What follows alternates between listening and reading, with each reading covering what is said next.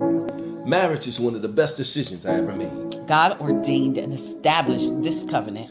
We are part of that beautiful union. So it's time that we promote this unconditional love and help families understand how. Through prayer, faith, commitment, sacrifice, humility, submission, and the love of God, you can have a beautiful, lifelong, loving marriage.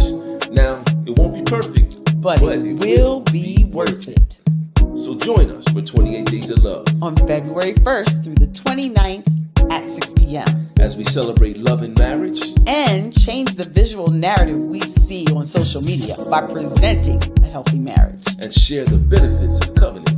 You can expect to hear encouraging testimonies, communication tips, how to relate with your mate, establish new love goals and goals, write a marriage and family vision, and singles learn how to prepare for your partner, as well as gain ideas for date night as a way to reignite and dial up that love flame. See you Thursday, February 1st at 6 p.m. for 28 Days of Love.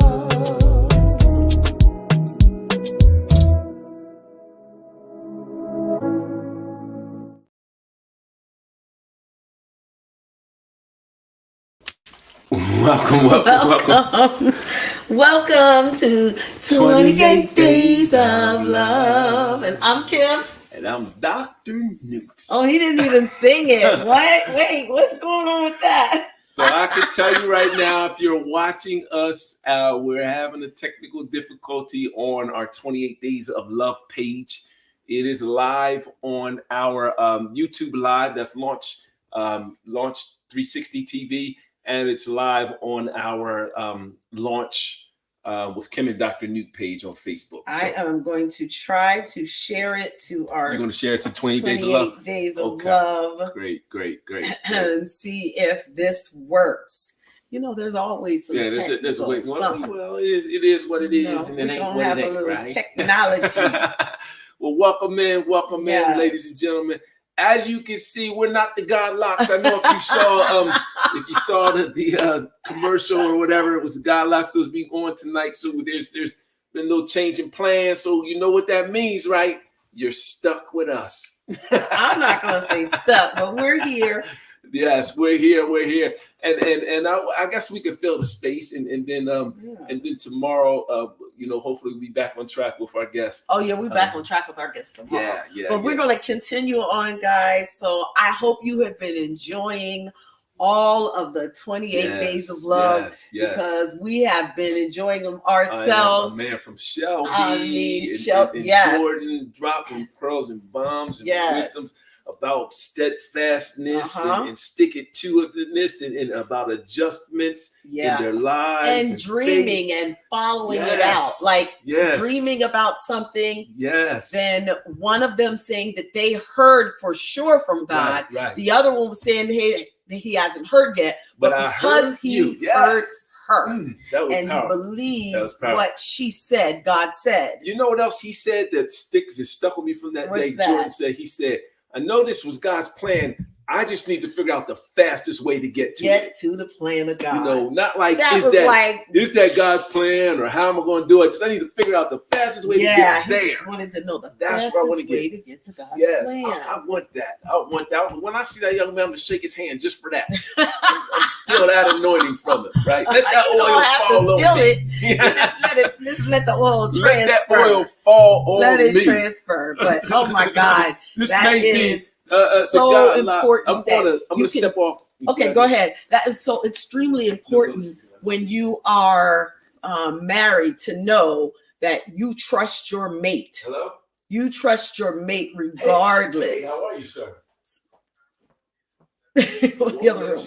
Okay. Okay. All right. We're going to try to get our Godlock friends in. It looks like they're trying to maneuver their way in, but until then, I'm going to keep on talking. So there was a time when Newt and I were going to move from California to Arizona. And it was so interesting because Newt never heard from God. But I shared it with him. And because I shared that with him, he believed in what I said. And we did that same thing. Now, Shelby and Jordan Warmly, their thing was bigger. She left her job, but to have the faith in your spouse, to know that they are definitely hearing from God is extremely important. So that's what they did. That's what we did. We had our little one, but it wasn't pretty big because we did move from San Diego to Arizona based off of something that I felt God was saying to me.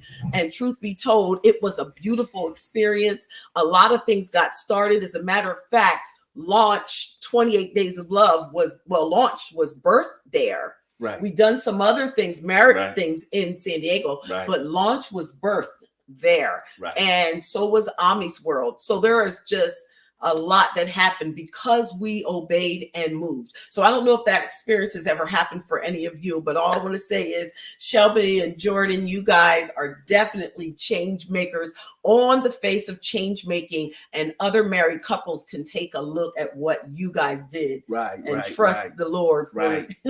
Even if it's just one person hearing, and not that it was easy, but that it was something that they believed. He believed her, she believed him, and they just went for it. And so sometimes being married, it might be a little difficult where your spouse is hearing from God. You might not be hearing, but trusting your covenant partner, trusting what they say, trust that they know God as well, and you trust them, you have the faith that you have in God and them. So that's something that I thought was extremely powerful. It looks like our the Godlocks are trying to log in. Yeah, so we'll just keep talking. You just keep on talking until then. You know how we do.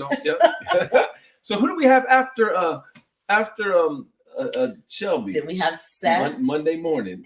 Monday. Was that Seth? Monday? Hold on. I think it was Seth. We had so many. Yes. I think it was Seth and Jerica. Oh, no, that's right. No, we had our friends, Kimberly and Jim Divine. Okay. And we were so blessed by their cutting edge story. Yes. For those of you who may have missed it, they were both married before, and Kimberly was married for 30 years, and then she was a widow, and George pretty much, not George, Jim, something very similar. And then what happened is God moved them from the two places they were and brought them together in a church here, basically in Harrisburg, and their meeting there, God joined them together. So it was pretty powerful. But they found each other on social media using a dating app. In their 60s. In their 60s. Yep. But on Monday, right before that, we had Mike. That's who we had Monday. That's right. Oh my God, goodness. I can't forget.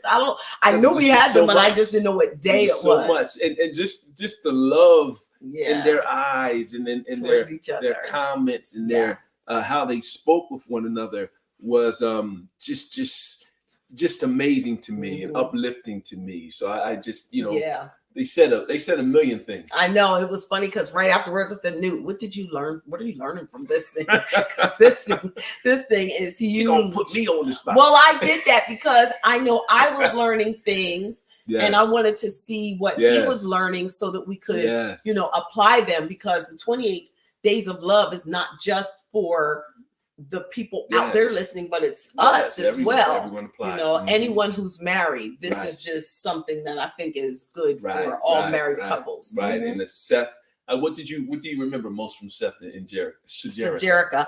I think I remember mostly their patience and waiting before they got married until they were ready. And then the counseling. Yes. Promoting that counseling. That was huge for them. Yes. And it was what I liked about their premarital counseling is it was like often you'll go and say, okay, we're going to meet 3 times and then get married. So you just kind of going through, it's mechanical, just going through the motions. That one was different. There was a curriculum that they had to dig into their own selves. And remember, they said it caused some consternation. It did. Because it unveiled some feelings, thoughts that that you're not thinking about, right? Baggage claim, right? It's basically baggage claim, right? So I thought that was amazing, and what I really admired about them is they submitted to it, and they said they trusted the pastor to say when they were done. You know, I thought that there was no set time. It's just as they were going through the process, as God was revealing and unveiling things that they needed to work on, they just started digging deeper until the woman of God literally says, okay, that's it, you guys. That's it. That's it. They were good because they were ready to continue the process until they were completely sure that they were ready. So I thought that was pretty awesome with Seth. But then we had their parents on, Darlene and Marshall Leonard. Yes, indeed. And oh my God, you talk about the faith of these two. Yes. And building their family, you know, sharing the things that they wanted to see in their kids by doing it within themselves so that their kids could then see this is what it can look like and even greater. Right. The triangle. The triangle. He mentions that. The triangle. You know, you're here, and God's here. As long as you're both looking at God, you'll end up at the same place. And then it's the other thing was that you can't see fault in each other. Wow. And so that was the part I think I really liked. As you're looking at God, you're not really looking at this person's fault. You're looking at God, and through God's eyes, he's revealing to you this person. And I think Darlene had mentioned that all along she knew that Marshall was this great man. Right. And for him, he wasn't seeing it that way, but she knew he was a great man. Right. And because she continued believing and speaking into that great man, then it emerged. It emerged. But you know what I liked most, New? How he talked about the same thing, their pastor counseling them, and how he would let him know it's not always about you. It's not about you. And then how the Lord is still revealing those things to be mindful that everything is not about you. I admired that in him, that he was transparent as a big, strong man, a manly man, to say, you know, I learned this from my wife. I saw these things in myself. So now you know what I do? I listen. You know, so that growth and that process and that progress. So having patience with one another, and believing that thing you see in one another is so important. I didn't even chime in with my own testimony. You know, I didn't. You know, because they had so much to give. But I mean, the same thing sat here. You know, Kim saw something in me that I didn't see. I wasn't acting on it. You know what I mean? So you know. That scripture that says that they can be sanctified by the wife. Is that what it is? You know, so I think sanctified wife will sanctify. So I think we need to broaden our lens on that. You know, it's not necessarily about going to the church building or you know doing things of that sort, but it's more about broadening the character, the potential, the purpose. And ladies and gentlemen, I think that the Godlocks are coming on. I see them coming on now. So we just gonna keep talking a little bit. But that has been who we've had so far. Yeah, it's been powerful. And this week we have Pastors Week. Yes. And so with Pastors Week, you're going to hear from pastors how they do work the ministry and still relate with their spouse. So I think we should go ahead and put their commercial up, pull ourselves out, put their commercial up. I think it's going to be a minute. And then they look like they're still getting they're coming back in. All right. So we've got some, I know we've been recording people on the weekend. So we've got some. We have got some real beautiful couples. But it looks like they're almost ready. So you guys can't see them. We can see back screen. We can see backstage. Right? We have the privileges. They're smiling, so that looks good. What we going to do? Somebody says I love them. Okay, I see a thumbs up. I see a thumbs up going on. We're going to put their commercial on, and then we're going to bring them on in. So we'll see you guys in a few minutes. Stay there and share.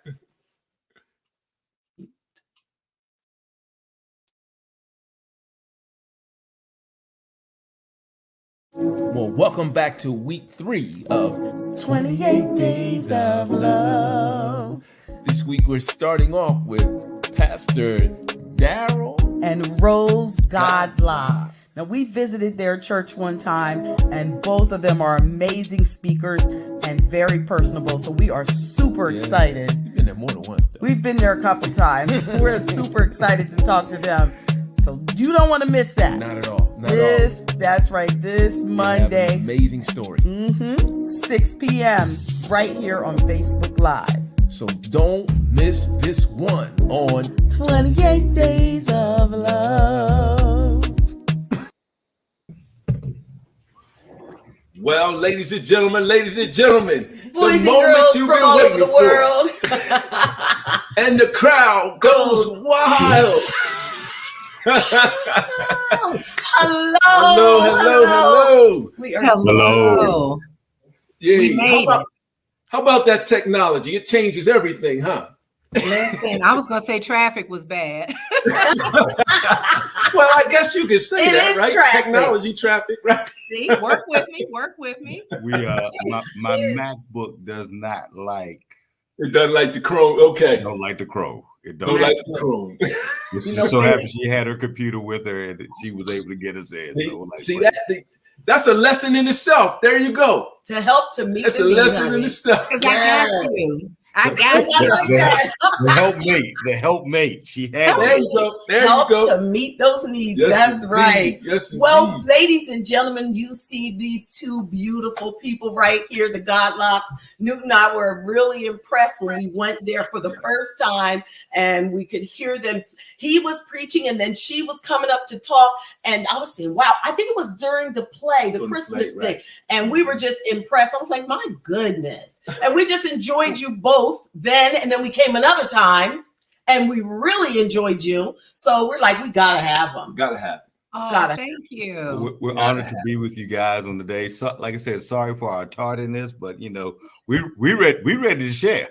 Yes, that's all that matters. I hope y'all got your notepads out because these folks is about to break it down. Yes, all right. Yes, indeed. So listen, we just going. I want to know. I'm just going to put out a primer question. Okay. Usually we ask folks to, you know what? Let's back up. I'm moving fast. Okay. I'm moving fast because I want to hear what you have to say, right? How about we just take a second or two for you guys to just tell us a little bit about who you are, so everyone online knows who you are, you kind of what you do, and things of that sort. And then we'll ask you a question and get out the way because I know that you're going to take it off. Yes. Okay, I need to know where to find you on social media so I can share real quick. So I didn't get any information. It was just 6 o'clock on Monday. This is what we're doing. I'm like, yes, sir. I sent a couple emails, but here we go. How about and maybe you want to give them your we're at launch with Kim and Dr. Newt on Facebook. That's LAUN, launch with. Launch with Kim and Dr. Newt. If you cannot find that, then either of our names is on our personal pages as well. Got it.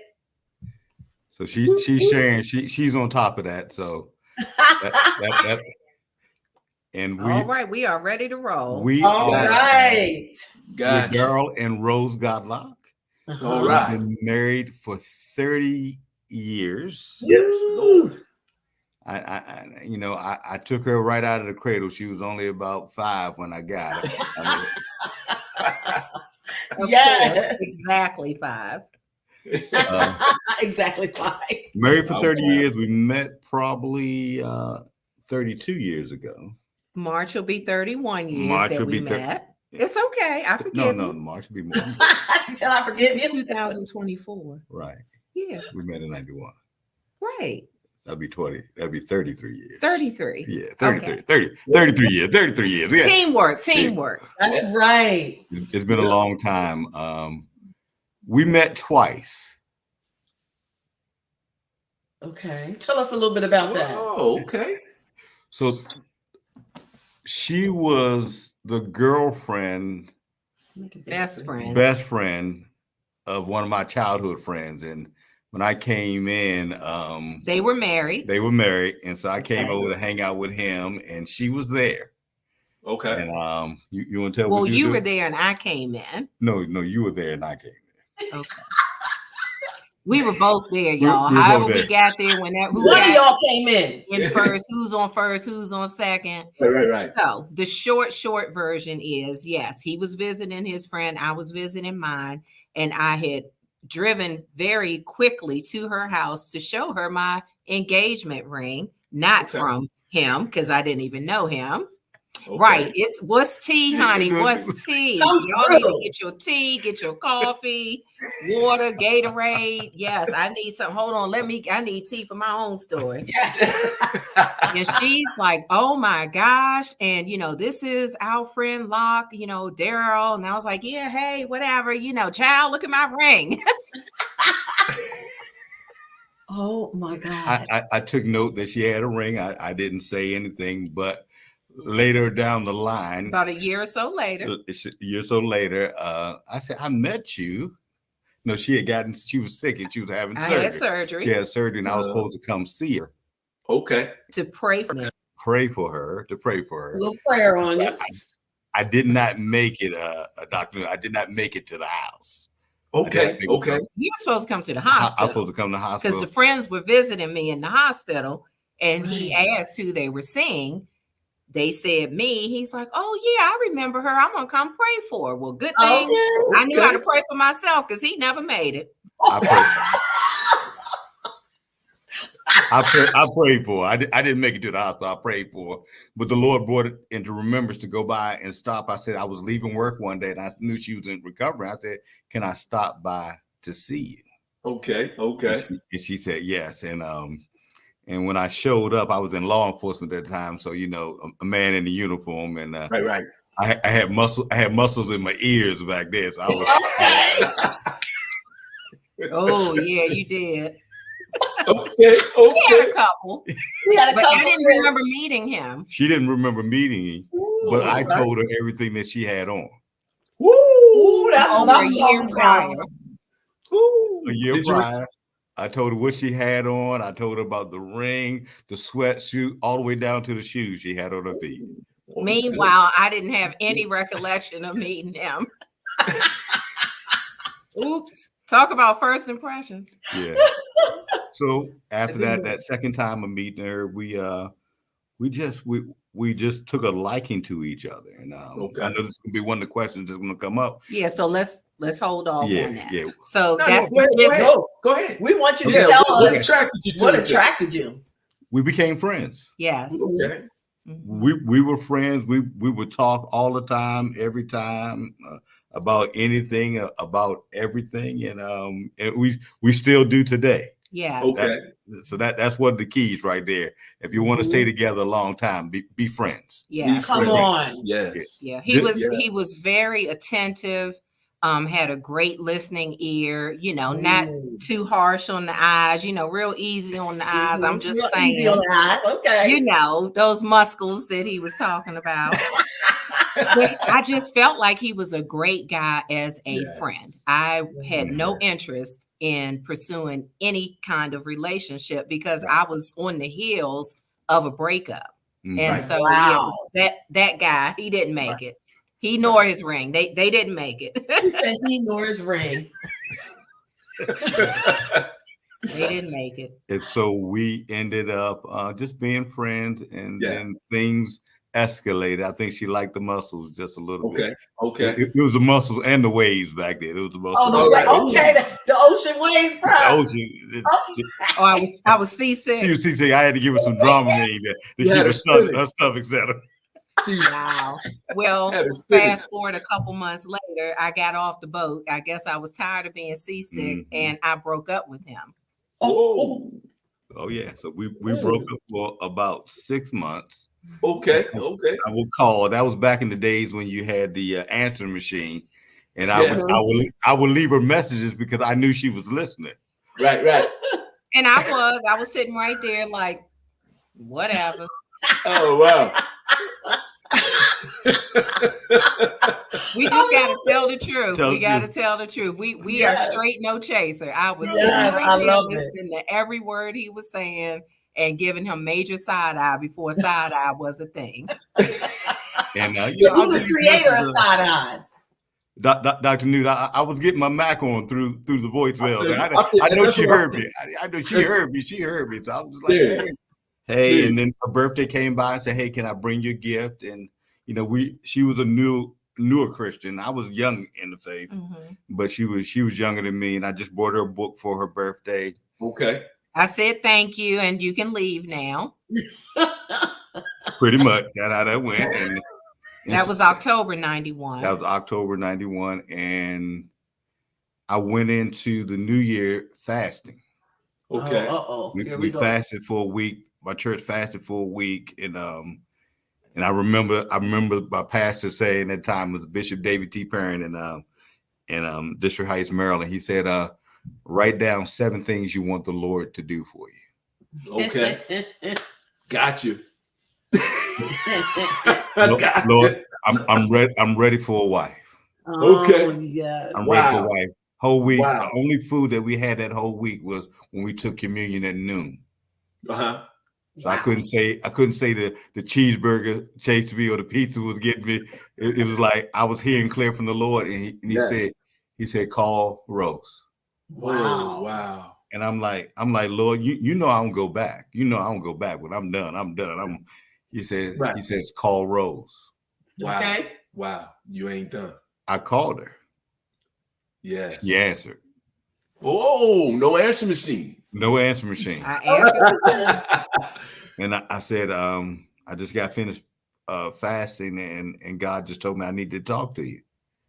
Okay. And so by this time, I'm shocked, first of all, that she answered the phone.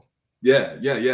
And so I'm driving down the road in my Hyundai Excel. Okay, come on with the Hyundai. I had one of them too. Yeah, Stick shift. Hatchback.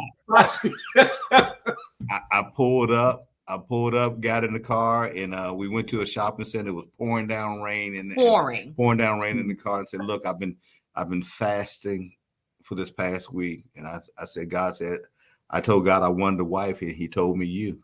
And I said, will you marry me? What? Just like that. Just like that.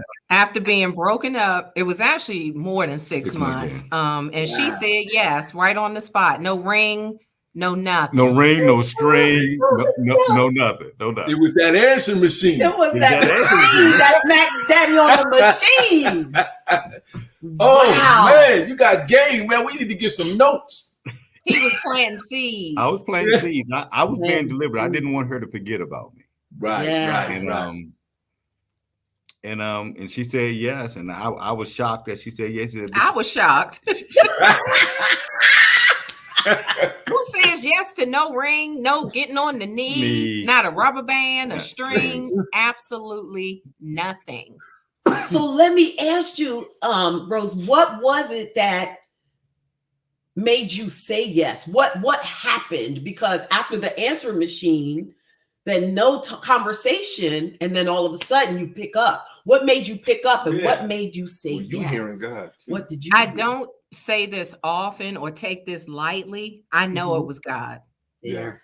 I just don't have anything else to say. Wow. It was God, because if Rose had responded, we wouldn't be here now. I wouldn't have answered the phone, and I wouldn't have gotten in the car, and I definitely wouldn't have said yes. Right. I didn't even think about it. As soon as he said it, I had been looking out the window the whole time that he was talking, and he said that, and I turned, I said yes, with attitude too. With a tune. Yes, with a tune.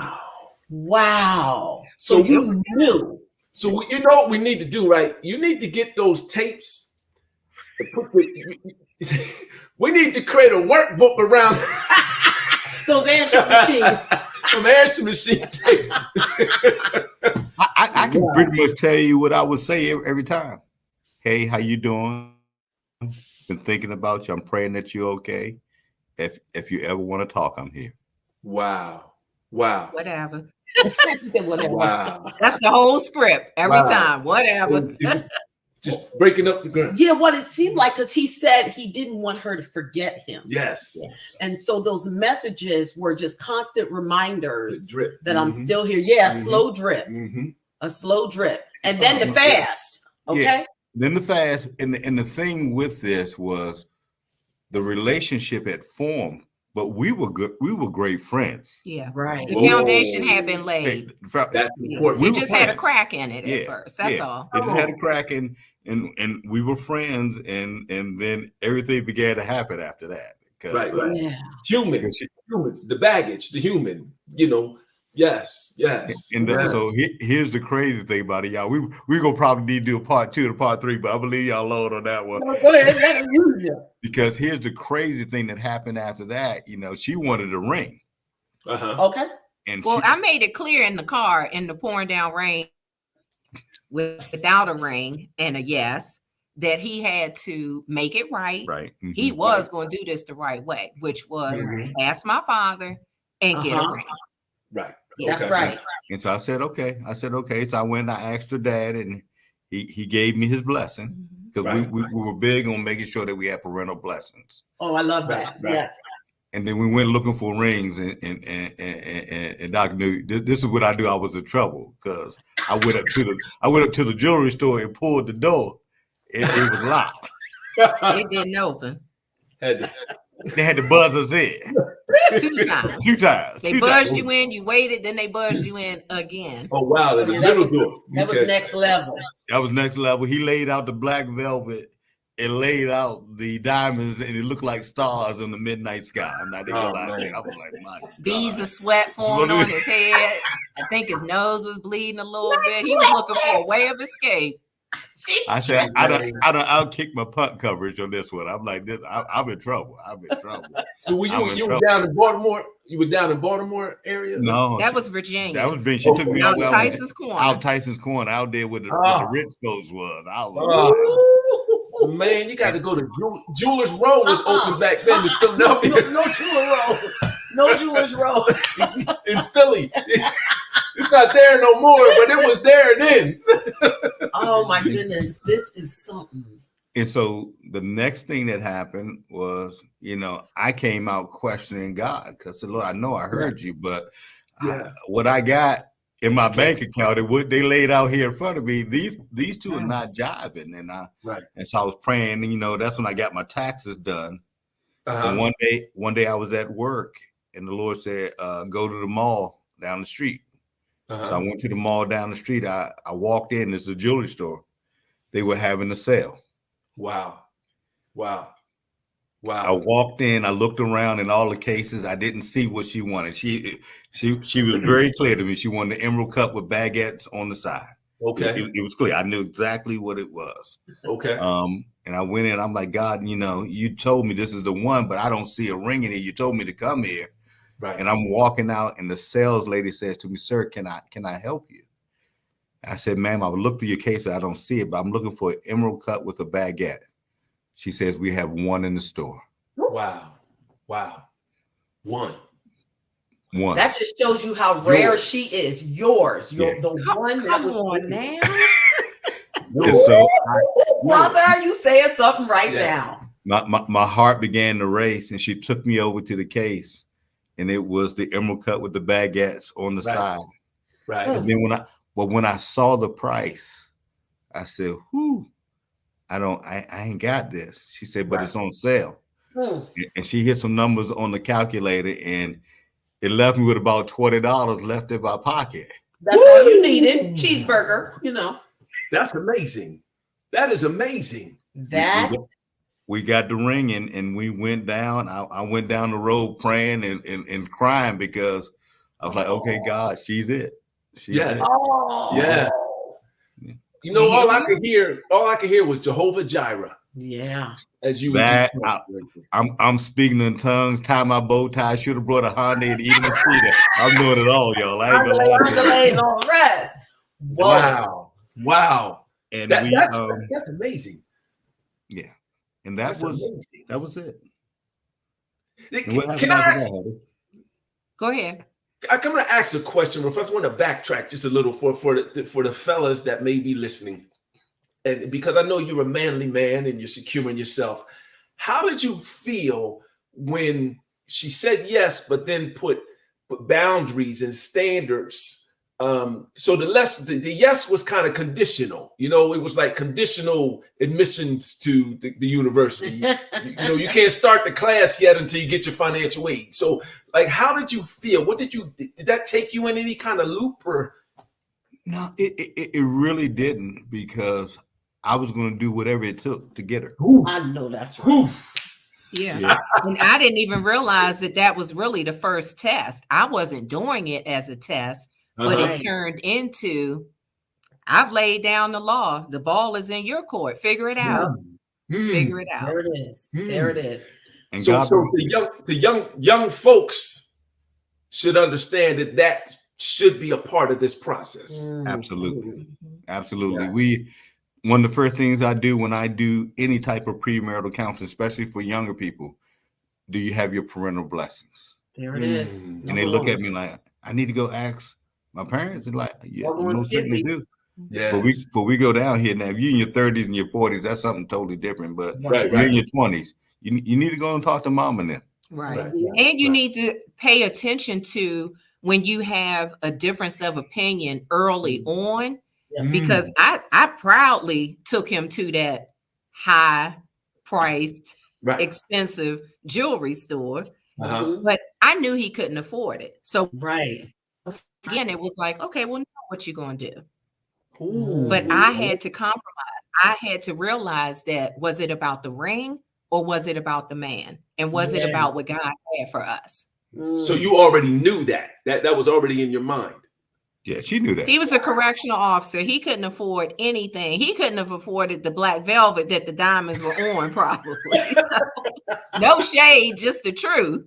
So my reason for saying that is because I wanted individuals to know that whether it's the male or the female, they're thinking, and I don't really know what they're thinking.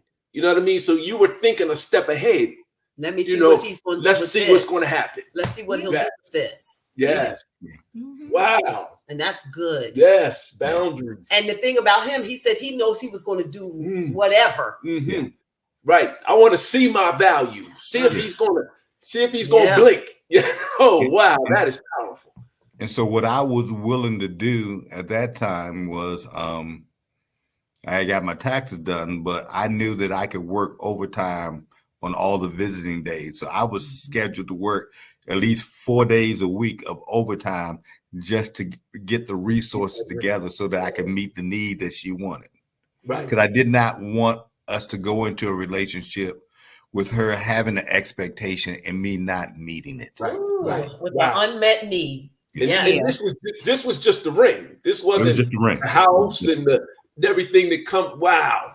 Wow. Just level one, just the ring. But speaking of expectations, women have to be careful that we don't have unrealistic expectations. Talk about it would have been unrealistic of me to only expect a ring from that one jeweler. Exactly. I knew what he was working with. So for me to demand that it's here or nowhere, that's good. That wouldn't have been fair to him. Right. And it would have shown him what kind of woman he had. There you go. It showed where my priorities were, because I was already willing to, make a compromise, but also work with him. I had to work with him where he was. Yeah. He mattered enough to me that I was okay walking out of that store knowing we were never going back. Never. That's it, never. He said never. Never. With an A on the end. But you know what else I also hear? I also hear that you cast a net. You cast a net and said, this is what I'd love. I know it's not right now, but this is what I'd love. And he said, okay, I know it's not realistic right now, but okay. That, I think, set a trend. It was a light. It was momentum in a direction for your possibilities. For sure. Yeah. And so when I look back now, Kev, I knew she really loved me when I looked at Ray. I still have it. You still have it? In the safe. I looked at it, I said, boy, you had to have some game to pull this one off right here, boy. Even our daughter, when she was probably about 10, she said, so wait a minute, this was the ring that Daddy gave you? He said, wow, you really loved him. Wow. Wow. Wow. It does speak volumes. Think it's a diamond. It might be a diamond. I'm not sure it's a diamond. Oh, yes, it's in there. We've got my first one. And Newt was like, we can just get, I said, no, we don't get rid of my first ring. We can keep that ring. That ring is still upstairs. I'm like, I'm trying to be careful with it because if it hit the ground, it might. It is safely tucked away, okay? In the box, I love that ring. In the cushion, in the safe. Okay. Yes. And then at around year 8, we were in the mall. No. With the wonderful first ring. The first ring. I think he was worried that it really wasn't good enough for me. And I know, I knew his heart. He showed his heart. He didn't tell me his heart. He showed me his heart. And there's a big difference. And what he showed me was I could see the concern that he wanted to do more for me because he felt as though I deserved it. And he had a genuine desire to please me. So I said, look, the ring is beautiful. It's fine. It's just what I asked for. I'm not worried about that. If I were, I wouldn't be here. I wouldn't have entered into a relationship with someone that couldn't provide the material things if that's all I was worried about. But what I told him was, we have to be clear in our communication. Communication is another key to a successful relationship, a successful marriage. I'm going to post that in the chat. Yes, you have to be clear in your communication. And I said to him, I tell you what, at year 10, if you feel like I deserve an upgrade, you can do something at year 10. Only if you feel as though I deserve it. Wow. But in year 8, 8 being the number of a new beginning. All right. We were in the mall and we saw this ring and she just fell in love with it. So every time we went to the mall, she would try it on. For 2 years. For 2 years. See, she's patient. She's good. Yeah. Since you good, since you everything. And so we went in one day and the general manager was there and they said, oh, she's coming to try on her ring. She's trying to come to try on her ring. They knew me. They knew every time we came in the mall, we were coming to see them. She's here to try on her ring. Come on, they get it out. They still had this same ring for 2 years. They would steam it up. She would put it on, even look at. And they take care of other customers. They knew we weren't buying. They were just holding it until the Lord said yes. And the district manager pulled me aside. He says, your wife really loves this ring and said, I want to make it so that you can get it for her. And he said, only if you're serious. He said, only if you're serious. I said, I'm serious. I'm serious. Wow. If you give me the right price, I'll buy it today. He gave me the right price. I brought it. I tortured her, Kevin. I told her, I said, I'm going to put this in the safe. Until 10 years. Well, no, he wasn't that crazy. His faith wasn't that strong that I was going to wait another 2 years. That was June, and I had to wait till September. You had to wait till September. Yeah, so I got it at year 8, but he made me wait from June to September of year 8. And then your anniversary is September? September 11th. September 11th. Oh, wow. We're September 3rd. Yeah. All right. Hey. That's right, them Septembers. Wow. So, you talked about friendship and communication being good foundations or necessary foundations for a strong marriage. Are there any others that you would point out to folks? I would say trust. Yeah. Come on with it. You have to have trust. And for me, that trust starts with God. Yes. I trust God more than I trust Darryl. Oh, absolutely. I'm the same way. For people of faith, everything. You better. I'm laughing because I'm like, you better. Yeah. Because at the end of the day, I really can't put but so much here. Yeah. Right. And so I trust God with my heart. I trust him with everything. And I have to trust that if this is who God gave me, there you go, then he knows what's best for me. Yep. So I'm either going to trust him all the way with everything or I'm not.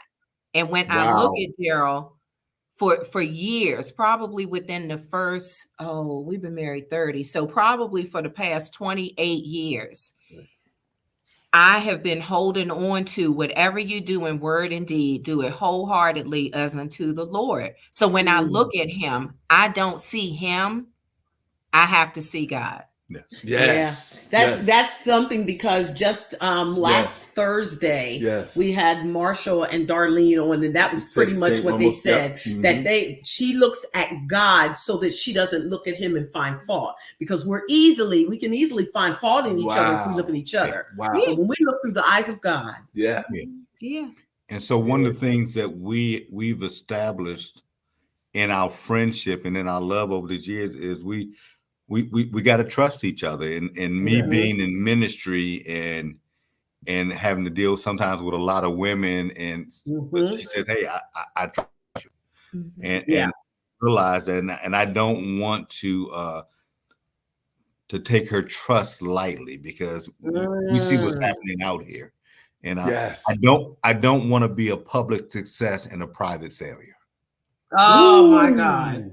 Right. Ooh, that's a t-shirt. That's a t-shirt. I was still stuck when I want to take her trust lightly. Yeah, I don't want to take it lightly. And so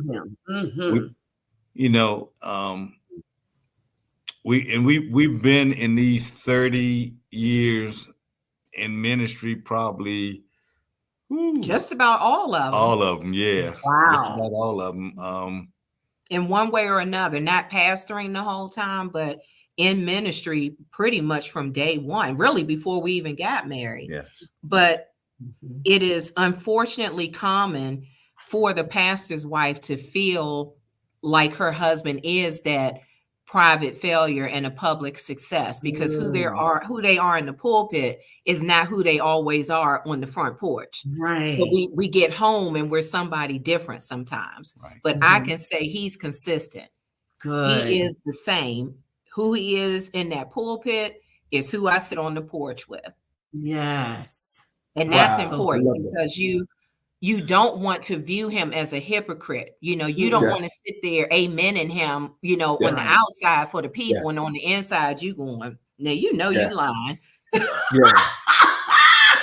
I know that's right. Let me stretch that. Let me stretch that concept a little bit. So you said sit on the porch together. So there's time and nurturing that has to take place between your relationship. So, but he's a public figure and is drawn on, in many directions. And from what I can tell from as we visit, so are you, drawn on from many directions. So what do you do intentionally? And this is why we're calling this Pastors Week, because we want people to understand that there's another dimension to the nurturing portion of relationships. And so how do you intentionally nurture your relationship for one another, meet each other's needs, when you have all these other things pulling on you, from the many different directions? I don't know if y'all can see this, but in my phone is a handy dandy calendar. Just like we schedule everything else, we put Darryl and Rose on the calendar. Schedule time. We are intentional and we protect it. Once it's on there, it does not come off except by an act of God. If we put something in the calendar, I don't care what comes up. Okay. The first thing we do is check that calendar to see, do I have something? Does he have something? If we're free, then we plug ourselves in and we protect it at all costs. And we communicate it to the congregation. See, we can't expect them to just know that we need time together or taking time together. We tell them, okay, y'all, we out. We getting on the plane, we driving off somewhere, or we're just going to ignore y'all for a couple of days. We're going to unplug. Call Jesus. Don't call us. Yes. You got to. People will leave you, and then where does that leave us if we're pouring everything into them? I told a couple ladies after service yesterday, I'm not going to let the church kill me. As the pastor's wife, the church is not going to kill me, because then y'all will still be here going on without me, and y'all done run me to the grave. Yeah. Wow. So we're intentional about our date times. Sometimes It might be we might go to the movie for $5 at Regal on Tuesday. Okay. And slide up in there and get some popcorn, some nachos, and watch a movie together. But one of the things that we are critical about, and I would say this for people that are in ministry, is we leave the pastor and the first lady at church. Come on, sir. Look, you see, I'm posting in the chat, so I know we're trying to catch what you said. Okay, these fingers are on fire. My little finger, they are, sis. I'm going. Yeah, But say it again, Bishop. Say it again. Be critical. We leave. We leave the pastor and the first lady at the church. Come When on. we roll out, we lock up the church doors. And now that does not mean that we're walking away from God. We're walking we know. from the calling. We're walking away from our responsibilities. But I'm not in the bedroom talking about pastor. Come on, sis. Or the kitchen, or the living room, or the backyard, or the front porch. Look, she wore a lock at that time. Help me, somebody. So, you know, and it's not to judge anybody if that's their way. We are trying to say what works for us. And what works for us is being able to separate the two roles, the many roles. Yes. And that's just one thing that we started doing a very, very long time ago, was there has to be a separation of who we are at any given moment. And so, yes, ministry happens outside of the four walls of the church. But again, if it's date night, if we're traveling, if it's after a certain time in the day, don't call him before a certain time in the morning, and don't call him after a certain time in the evening. And I have those parameters and boundaries in place too, because you have to teach people how to treat you. Yes. So we do that here, and we do it out there. Yeah. I love that. First of all, I love how intentional you all are concerning your time, your relationship, understanding when you have to unplug and plug into each other to continue to build that strong marriage covenant. And no doubt about it, it has worked. 30 some years. Oh, it's worked. Mm-hmm. So for those of you who are out there, we call this Pastor Week because on purpose, Newt and I felt like it's important because maybe us as members or lay members or friends or partners don't look at the time that is spent in ministry and how sometimes it affects the family. Well, no more. That's why we wanted to make sure we had a week of where pastors could come on and share so that we can be a little more concerned about our leaders. But also, I believe that your strategies with the extra load that someone like me doesn't have is a strategy that I should employ. Because if it works for you with that load and I don't have that much, then it should double work for me. You know? Amen. So thank you for sharing that with us. Good. Thank you so much. Whatever work you do, whatever other you have, learn how to shut it down, shut out the noise, shut out the distractions, and bring it in here. Yeah. Because we're husband and wife first. Right. Yes. That right there. There you go. That's first. That's first. Yeah. First. We have grown children, so we realize that. We husband and wife first. Amen. We have one adult daughter who's married. We have a grandson. So we're in a whole new season of life. Yes, indeed. You know? Yes, indeed. And it's wonderful. Yes, but if we didn't have that foundation, so for those that are raising children still or are just married and don't have children yet, but that's a part of your plan, you have to make sure that all throughout your relationship, you are spending time together. We didn't wait till she went away to college or turned a certain age to start dating each other. We never stopped. We never stopped dating. We never let our guard down. Talk about that a little more, because that's a mistake we made. Mm-hmm. See, we have a blended family. Very beginning. So we hit the ground running, you know.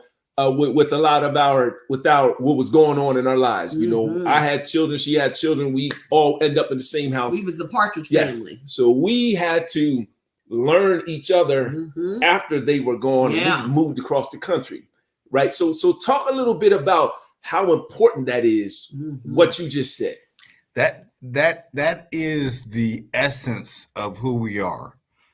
If I had to wine and dine her to get her, I got a wine and diner to keep her. Super. Yes, indeed. And so I'm very deliberate about, hey, we're going on a date. We're gonna go to the movies. Hey, I got a ministry opportunity, but I want you to go with me. So I'm gonna take you with me, and we might be in another state, we might be in another area, but you're with me. And hey, I'm gonna go do what I got to do. But when I get done, I'm gonna take this blue suit off and this cape, and I'm gonna hang it up, and we're going on a date. Yes, love indeed. it, love it, love and it. in those early lean years, that was our vacation. Yes, it was. Yeah. You know, when he was in full-time ministry, and our Yes. pastor would send him, you know, somewhere to preach or teach or go to a conference or a staff retreat or whatever. You know, hey, you think you can get your mom to watch Fire? You know, I was home full time, so I didn't have to put in leave at that time. And he would say, you know, you think you can get her covered and get your mom to watch her, or, you know, a couple trusted friends that we had at church.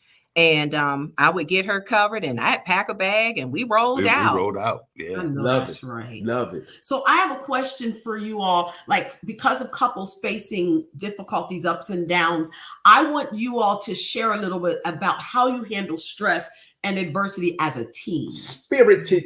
We're going to call them spirited fellowships. We call it intense fellowship. Okay, we're going to go with intense. So I think one of the things is recognize when something is trying to rear its ugly head, or things are starting to get heated, or, you know, we've been together so long now, it's not too much that bothers us. Yeah, things come up, but we just have a different approach because we've learned through the years how to handle situations and how not to. We've learned how to fight fair. Yeah. And we've learned that the fight is really not ours. The battle is not ours. And so in the early years, you know, it was each person trying to be the loudest to get their point across. You know, no, you gonna hear me. No, you gonna hear me. Or you not listening. Or you not listening. Or, you know, I don't feel heard or seen. Or, you know, well, neither do I. And now it's, okay, wait a minute. We know this. Okay, something is off. You know, what's really going on. If I'm a little snappy, or he's a little quiet, or, you know, withdrawn, it's like, okay, hold up, flag on the play. What's up? Yeah. And, you know, what we do is, you know, we'll pull each other in and we'll shut out all the noise and say, you good? You good? Or we need to talk. We need to talk. Yeah.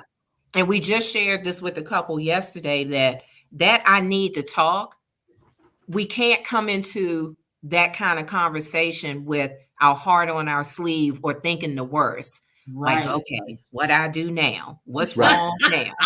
No, maybe I just have something on my heart and I need to share it. Or maybe I see something that's a little askew between us, or maybe he sees something, and we are responsible to one another to cover the relationship. So somebody's got to be on guard. We can't both leave the gate wide open and nobody's guarding. Right. So there's a couple things, you know, if I got a blind spot, she is my blind spot indicator for me. Say, hey, you know, you got to fix that right there. And I'm like, oh, okay. And sometimes I might say something a little crazy for the pulpit, and she like, you need to clean that up a little bit. And I'm like, okay, I know she has my best interest at heart. But what we did purposely is we put boundaries in place. And so we've been together for 32 years. Gary be 33 years that we've been together. Been married for 30 of those years. I've never cursed her out. Come on. I've never called her out of her name. Right. I have never put my hands on her. Right. Because what happens is it's an indicator. If I'm cursing her out, it's an indicator and it's a reflection on me because I chose her. That's right. Ooh, that's good. And if we're one, then and I got all these derogatory things to say about her. What I'm saying to is Darryl, your decision making process is off. Your choice is off. So now when I cuss her out, if we're one, then I'm really cussing myself out. That's right. Right. And if I'm calling her out of her name, then guess what? Then that. So now what I have to do. And what I have to do and be deliberate and have to be intentional about is, okay, we got something going on. So back. Yeah, I'm so sorry. I'm in two spaces right now. It's okay. I am so multitasking. It's all good. Hey, Yeah, I I'm work. so sorry. Okay. I work remotely, so I'm always multitasking. Okay, I think I'm going to have to do something I didn't want to do, and that's going to be to shut it down. Give us 1 second. And so we're very deliberate and we're very intentional about that. And Right. what we okay. All right, there we go. And what we have to do, no, I don't want that one. Right there. Okay, here we go. All right. And so what we have to do is we're very intentional about that one. And I take pride in not calling out it. I grew up watching my parents cuss each other out. I grew up watching butcher knives. I grew up with the police coming to the door.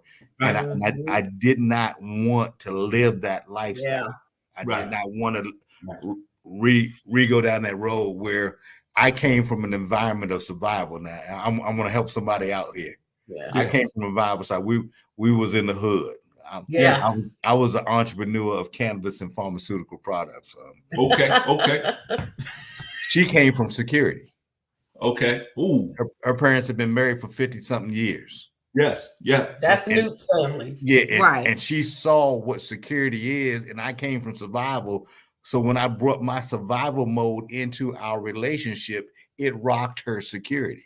Right. And vice versa. Absolutely.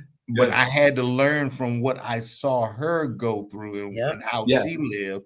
And I got a chance to see what a family looked like that wasn't cussing each other out, wasn't grabbing butcher knives and things of that nature. And then I had to teach her that, okay, everything ain't gonna be perfect all the time. Right. But we're gonna still live, we're still gonna survive.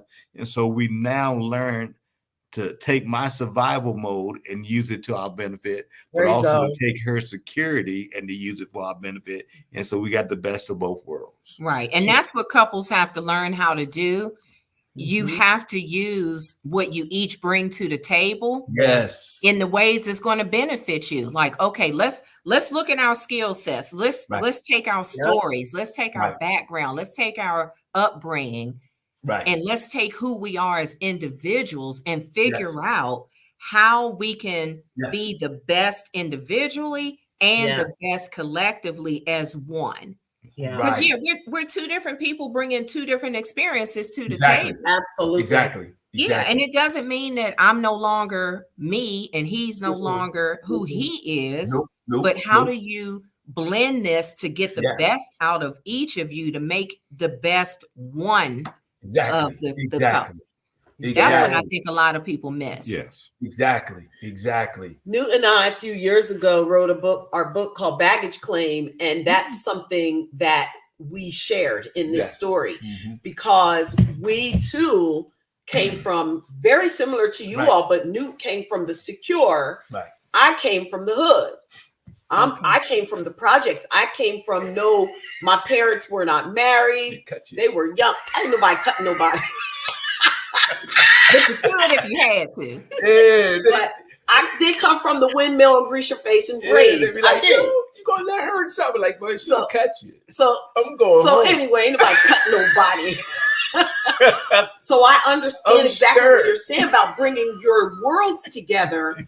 And so when we were writing that book, we spent a lot of time talking about the things that we brought to the table. Right. And even after 10 years, we had to still unpack some bags. Right. We had to get rid, and we're still unpacking and seeing what works best for the rest of our lives. That's I believe the beauty of covenant, the beauty of becoming one flesh. You know, that's what's exciting about it. I think is that there's always something more new. So kind of you kind of hit that. We had a question. You hit it for us on how do we synergize and bring differences to the table.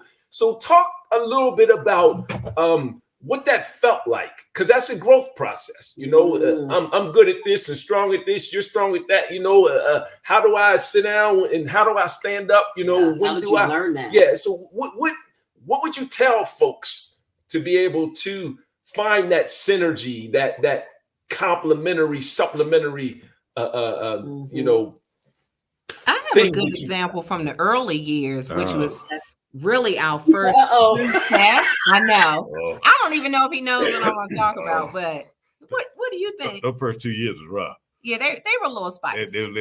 But when it came to finances, again, because of, how I grew up and how he grew up and what his experiences were and my experiences, they were very different. And so in handling the money, I came from a banking background. Once I started my career, I was in banking. And so he was like, okay, I tell you what, you don't like how I'm handling the money and how I'm doing everything. You got it. Because I wanted to be over his shoulder. Did you do this? Did you do this? The bill came in. Did you see the bill? Did you take care of it? He's like, I got it. I'm like, but it's still on the table. I'm just saying. So he's like, okay, I tell you what, Miss Know-It-All, Miss Banker, you go ahead and you take the finances. Well, then I went back to work and I was trying to work full time, be a mom of a young kid, be in ministry, do all the things and the finances. And I was like, okay, well, this isn't working. So how about you take it back over and I'm going to let you handle it. But some stuff is trial and error. So we had to figure it out. But you have to give way to the other person. It can't be so much of it's my way or the highway, because then nobody's winning. Right. That's right. We have to win. If I always have it my way or he always has it his way, only one of us is winning. Yes. Right. We have to find our way to win. Yes. And I want to say this to my guys out there listening. Allow your wife's voice to have value in the relationship. Come on. Allow her voice to have value. Yes. I use her as an antenna on making any of my major decisions. Hey, babe, what do you feel about this? What are you thinking about this? And if she has any apprehensions, we pump the brakes until we got green lights. And so I allow her voice to have value. I allow her to speak into those situations and say, hey, I'm not feeling that. Yes. Okay, if you're not feeling that, okay, we're not gonna move forward with that. Yes. I'm in full-time ministry now because of her. Okay. Wow. Well, I'll tell you the story. I was leaving corrections. As I was leaving corrections, I was getting calls from all major law enforcement in the area. At that time, we were living in Maryland, so Prince George's County Police, Maryland State Troopers, U.S. Marshals, federal. They blowing my phone up. Opportunity for ministry came. Right. What they were offering me, I had already made. Okay. But the opportunity was presented, and she said, honey, I think you would be missing out on what I believe God has for you. Yeah. Wow. And I said, baby, all the potential of making the overtime, all the potential of doing all the side hustle, I won't be able to do it anymore. I'll be in ministry. And I said, so understand that we eating steaks now, but we might have to go to steakums. Right. We've all had those. I said it was adjustment, but she said, I believe this is what God has for you. Wow. And I said, okay. And I took the job. I took the job, even though I had made the amount of money that they were trying to pay me, and I still had a couple months left in the year. Right. Dr. Newt, for men, we bottom line guys. I'm looking at the number. I'm like that. That's tough. Yeah, that's tough. That's tough. Anybody looking to make a whole lot of money does not want to go into full-time ministry. Okay. I'm just saying. Saying that cannot be the ultimate goal. Yes. It's not a get rich quick scheme. He's been in ministry a very, very, very, very, very long time. Right. And we still waiting. So it's clearly not about, once again, it's not about that. It's not what people think it is. Right. And so by taking that step of faith, and like I said, it's been 25 years of full-time ministry, 25 years of full-time ministry. We took that step of faith, but with 2 months on the job, the church gave me a bonus. Okay. And the bonus made up for everything that we had lost. See that? Put you right where you were. Okay. Right where I was. We heard a testimony like that. Yes, it with is. our first guest. The same thing happened. Yes. So what I'm hearing you say is that she's your Deborah. She's your Deborah. Yeah. Absolutely. Her voice weighs heavy in every decision that I make. Oh, I love it. Right. And I can't say I want you to lead and I need you to be the leader, and then I don't let them lead because I'm always trying to tell them what to do. Right. So women have to be careful with that. You come over here to the girlfriend group and the sister circle, and it's like, I just need him to take charge and be a man, but then you wearing the pants all the time. So he's confused. He's like, you want to be the man, you want me to be. I just, what are we doing? Yeah. That's a bomb. That's a bomb. That's not a grenade. You launched a bomb. Yeah, that's a whole pow, bang, bow. Wow. Let him lead. It's a book that's out of publication that we heard about early on in our marriage. The Men Who Won't Lead and the Women Who Won't Follow. Wow. It's out of publication. I really wish I could have got a copy of that what they put on there, but we were taught about that in our premarital days before we said I do. Yeah. Wow. Yeah. So listen, I gotta, because we've been here a little over an hour, so I gotta respect your time.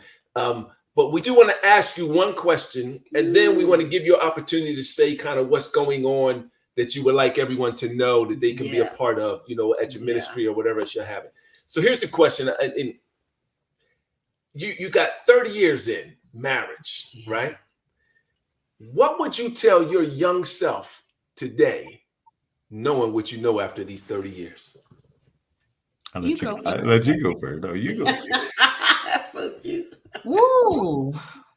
I think I would tell her, like, it may not look like what you think today, but hang in there, don't give up, trust God, and you're going to make it. You and Darryl are going to make it, and you're going to make it together. We always do it's me and you against the world kind of thing. Yeah, it sounds like a little cliche, but it really is. It's me and you. This is it. Wow. This is it right here. We team Darryl and Rose. Yeah. Wow. I love it. I love it. I love it. And have fun. I would also say have fun. You gotta have fun. We laugh. What I mean, we laugh. We laugh at each other with each other. Yeah, we laugh. We laugh. I think I would tell my young self not to be afraid. Ooh, that's good. That's good. Because I saw my parents get divorced after 22 years. And can I be honest with y'all, when we got to year 22, I was waiting for the floor to drop out. Okay. Wow. And then we hit 23. Mm-hmm. And then we hit 24. And then we hit 30. And then we hit 30. Just like that. And I'm like. And it happened quick. It happened quick. We look back sometime like, wait a minit, how did we just got married like 10 minutes ago. Yeah. And I look like my dad. Where'd that happen? How'd that happen? And so don't be afraid. It's going to be all right. And we've had some challenges. We've had some storms. We've had trials. We've had tribulations. But we've never been in any of them by ourselves. Yeah. Oh, that's good. Yeah, because there's nothing worse than being in a marriage and in a household with somebody and you're alone. Yes. Mm-hmm. Yes. Wow. Married and alone. We're not in that one. So we prayed together. We've cried together. We've laughed together. We love together. We everything we do is always together. Yeah. Amen. And we don't do that. I'm not speaking to you. And, I'm off in one room or one part of the house, and then we may have a few minutes or so, or, we just give each other space and grace. Right. If you can learn to work with that principle, space and grace. Space and grace. Yeah. Y'all going to be all right. We give the space, but that doesn't mean you take a trip. You going back to mom and them house, you calling the girlfriend, and no, we not talking about that. We ain't doing that. Right. We're talking about, I agree we need to talk. This is a serious situation, and we do need to do some serious praying and some talking, but not right now. Not right now. Give me a minute. With a smile. Give me a minute. And we're gonna sleep in that bed together Right. Yes, there it is. Look, now it might be the trim ministry in that bed, but we're gonna sleep in that bed together. Y'all know what the trim ministry is, right? You on it. You on that edge, you on that side right there. You're like, it's a trim. It's cold in between you, but we in here. We in there. Somebody got to put an arm or leg back to see if it's gonna get kicked back to him or not. That's I'm gonna test the water. Well, staying up all night, in the early years, we stayed up all night because he was not going to let us go to bed angry. No. So sometimes I was like, you know what, you're right. Yep, it's fine. I'm good. Like I was so tired, blood coming out my eyes because I'm so tired.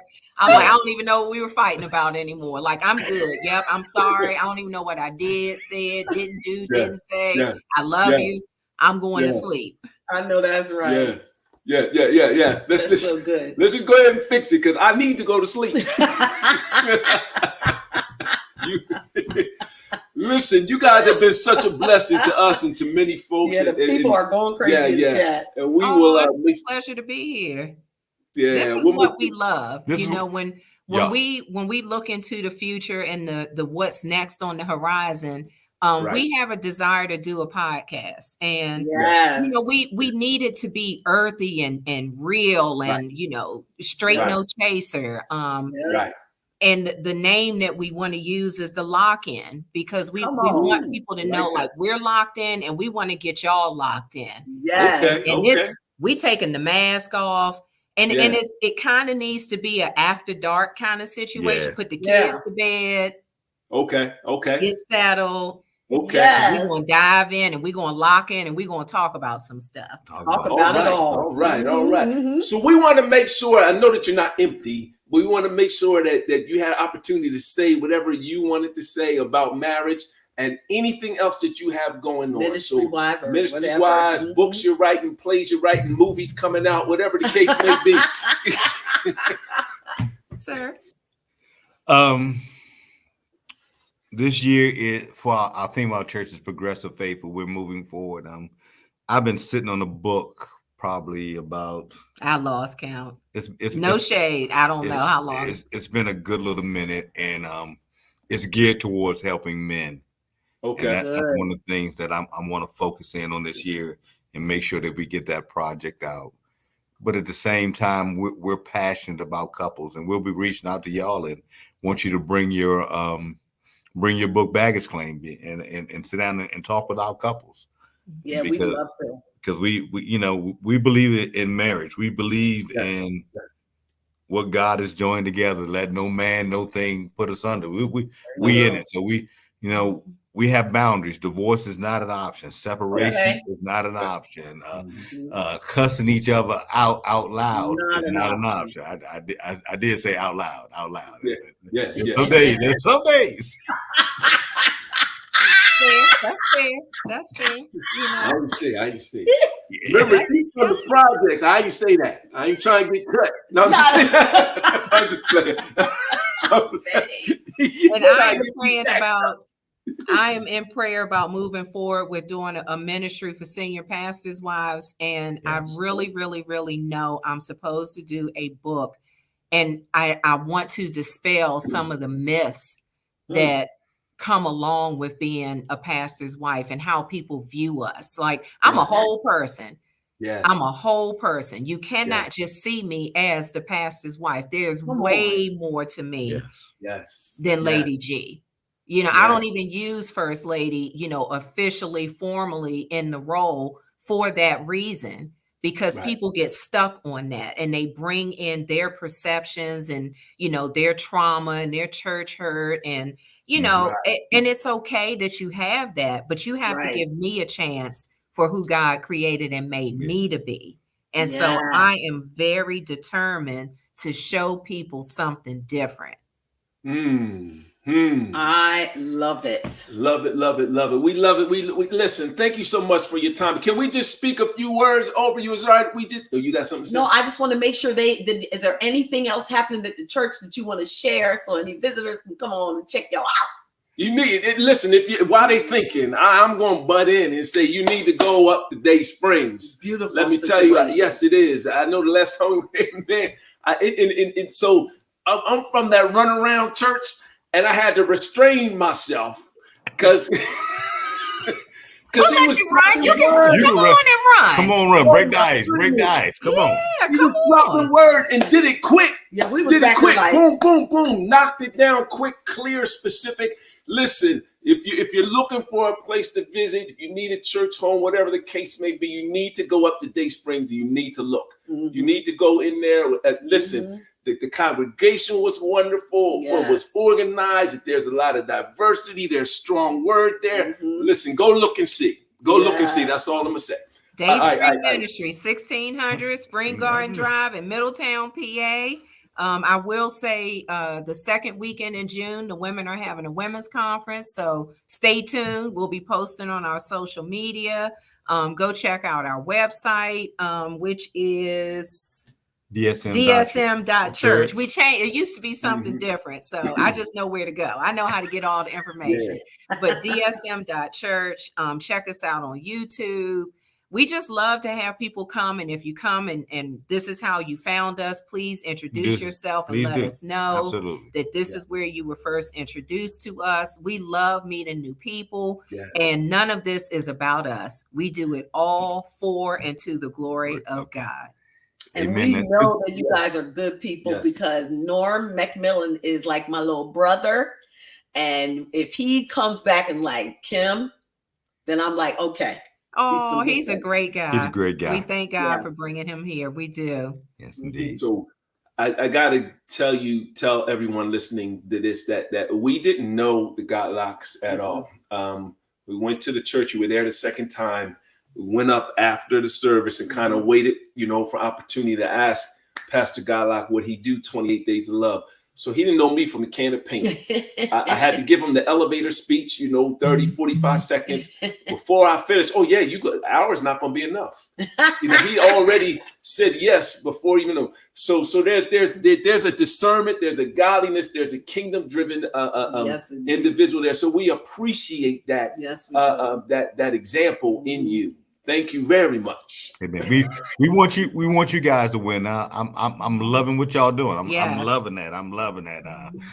And keep doing what you're doing, and guess what? And don't apologize for it at all. Just do it. Praise God. And another sign of trust, real quick, is I didn't ask any questions. It was just on the calendar. Wow. And this is what we doing because I'm trusting him. I'm letting him lead. So he led us here, and I followed. I love it. Woo! Wow! My goodness, dropping it to the end. Wow! Go ahead. You want to say? You guys done? We're good. We're good. If you done, we done. I just want to say, God, in the name of Jesus, we speak life and light over the Godlocks right now. God, I pray that you clear the airways, remove any lack of clarity, open up their spiritual earrings, 2020 vision in the spirit realm, God, so they'll see, hear, and feel every download that you have, because we know that there's more. We know that the latter is greater than the past. We know that the work that they've done, the great things that they've done, is just a scratch in the surface, just a drop in the bucket for what it is that you have to accomplish, to change this region, to pour into individuals, God, Father, to bring a cycle of perpetuated prosperity. So God, we speak over their lives right now, light and life in the name of Jesus. God, we thank you for blessing us with the Godlocks. So God, pour back into them. You said if you give, it shall be given unto you. They've given, God, so give back into them. Pour into their coffers greater than they could even imagine, God, in every arena, spiritually, solistically, and physically. In Jesus' name, amen. Amen. We'll be looking for those books.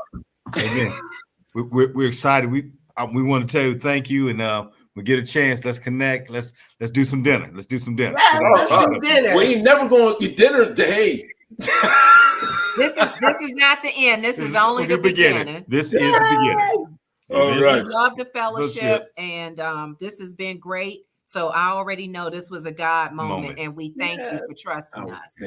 Outstanding. Thank you so much. And the people were blessed and fed. They're sending up their hearts and stuff. Yes, they were. Amen. Thank you all for joining us out there, giving up time on your Monday nights, to all who came in, and to all those, if there's a replay, who may catch it later. Thank you. Exactly. Remember, everyone, this is 28 Days of Love with Launch. But we want to remind you that strong marriages mean strong families, which means strong children, strong communities. It is the first institution that God put in place to further his kingdom. So guess what? You need to respect this covenant thing. Yes. So thank you for tuning in tonight for 28 Days of Love. See you next time. Thank you. Thank you. God bless you. Marriage is one of the best decisions I ever made. God ordained and established this covenant. We are a part of that beautiful union. So it's time that we promote this unconditional love and help families understand how. Through prayer, faith, commitment, sacrifice, humility, submission, and the love of God, you can have a beautiful, lifelong, loving marriage. Now, it won't be perfect, but it will be worth it. So join us for 28 Days of Love on February 1st through the 29th at 6 p.m. as we celebrate love and marriage and change the visual narrative we see on social media by presenting a healthy marriage and share the benefits of covenant. You can expect to hear encouraging testimonies, communication tips, how to relate with your mate, establish new love goals and goals, write a marriage and family vision, and singles learn how to prepare for your partner, as well as gain ideas